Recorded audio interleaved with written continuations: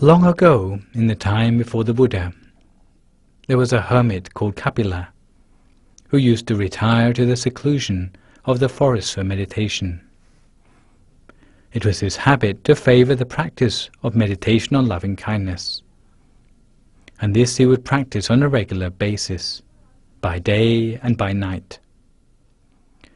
Whenever his mind was at ease, he would spread loving kindness facing east, with the intention that, may all living beings in the direction in front of me, even from the smallest creatures, whether 2-footed, 4-footed, with many legs or no legs at all, in the eastern quarter, be pervaded by my loving kindness, spread with the purity of my mind.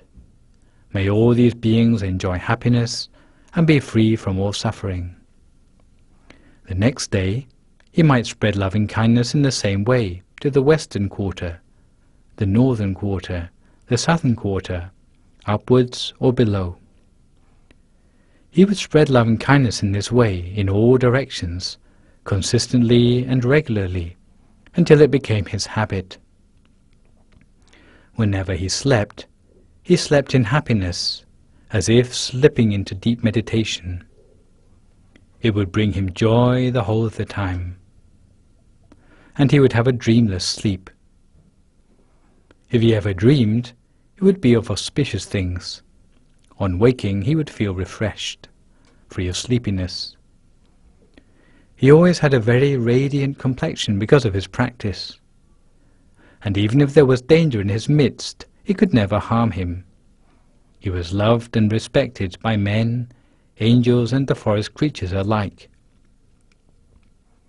He was able to enter upon meditation easily and attain the absorptions quickly, his mind coming to a standstill swiftly, because he was able to let go of external events easily, bearing no anger or grudges towards anyone.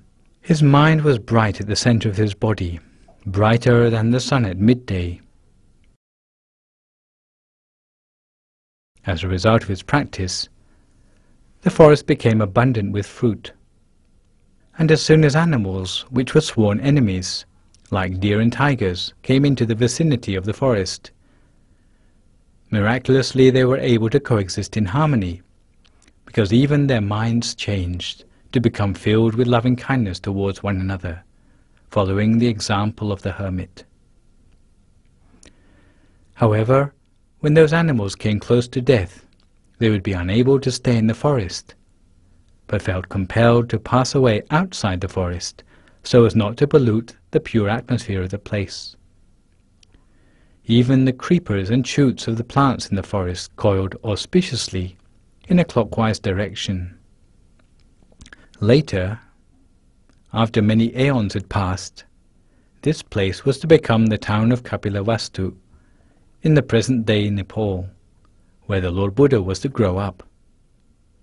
These are some of the fruits of spreading loving kindness, which appear even during the present lifetime.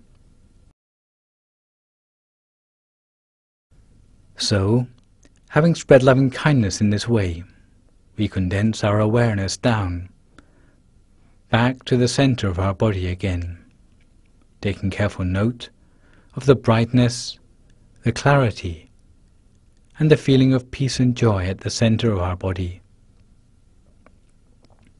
In particular, we should take mental note of the feeling of well-being at the center of our body, remembering this feeling as well as we can, because this feeling of well-being is very important for us.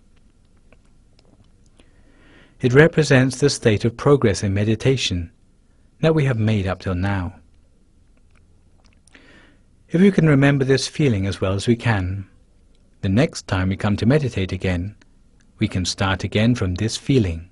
And starting again from this feeling, we can continue to make progress in meditation next time from where we left off.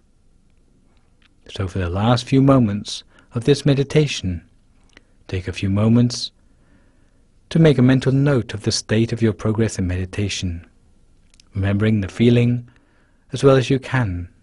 Now for a few more moments, each of their meditation practice in silence.